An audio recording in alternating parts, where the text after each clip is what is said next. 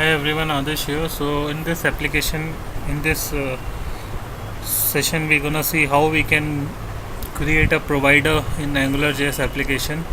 So let's jump into the code. So this is a Java based Maven application, web application.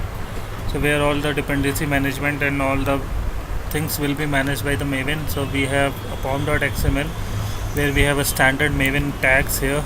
Packaging is a WAR file followed by name, URL, organizational tag, licensing tag, developers, properties, dependencies. So as of now we don't need this JUnit, but we have kept it just for the sake of dependency. And then we have a final name for the WAR file.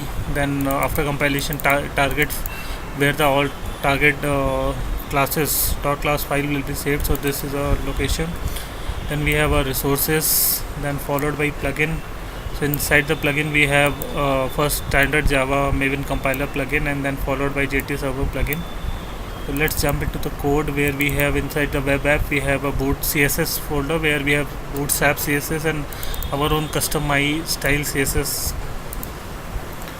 Then we have a JS folder where we have libs, AngularJS, bootstrap and jQuery is kept as a part of that library. And then we have an application.js where we have created a module by using angular.module function, and we have passed the module name as well as no dependencies, so reference is saved into this variable. So what we have done, we have created a provider by using that reference of a module. So what we have done, we have said that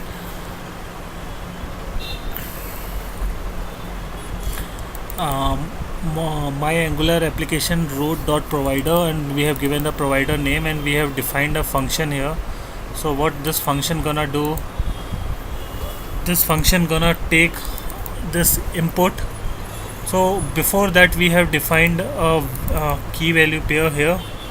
So this is a we have defined a value here by using this key, and this again it gonna stored in the JSON format.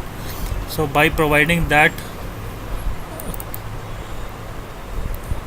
welcome message as a name of that, so we'll get the message content which we gonna return it to the caller. So what we gonna do, when somebody call the provider to get the message, this gonna execute and this gonna get the message from the define this thing. So here we have a factory where we have injected a provider. So by using that module reference we have created a factory by using factory method, and then pass the name of the factory, and then we are injecting a provider into the factory, and inside the function reference is passed. So we have a method here which gonna call the provider's message provider value. So once this will call, this gonna come to this place, and this in turn call this function, and this function in turn use the message content which is passed from the which is stored in this. So then again followed by this factory we have created a service, and this service factory is injected into the service in the same way, and it has a method which in turn it call the factory dot my application factory dot message factory value, and this service is injected into the controller.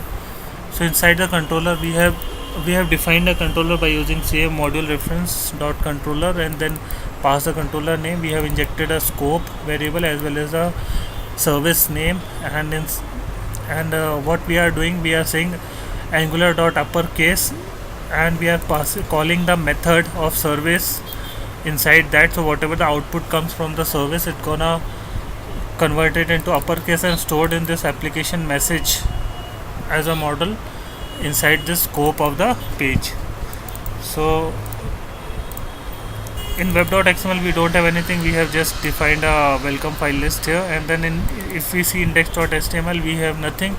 It's just a regular stuff where we have defined a ng app, binded a module with this application, and we have imported our CSS files and JS files, all these things here. So in this case we have own custom css file, then bootstrap css file, angular js, bootstrap js, application.js, my application provider.js, my application factory.js, my application service.js, and my application controller.js. So this complete body we have binded to the controller which we have created in as a part of our application development. And then what inside this bootstrap stuff, we have we are evaluating the model object inside the expression tag. So whatever the value comes from the provider to factory to service to controller, we gonna print this message here. So let's see how this application looks like. Ambient jt :run.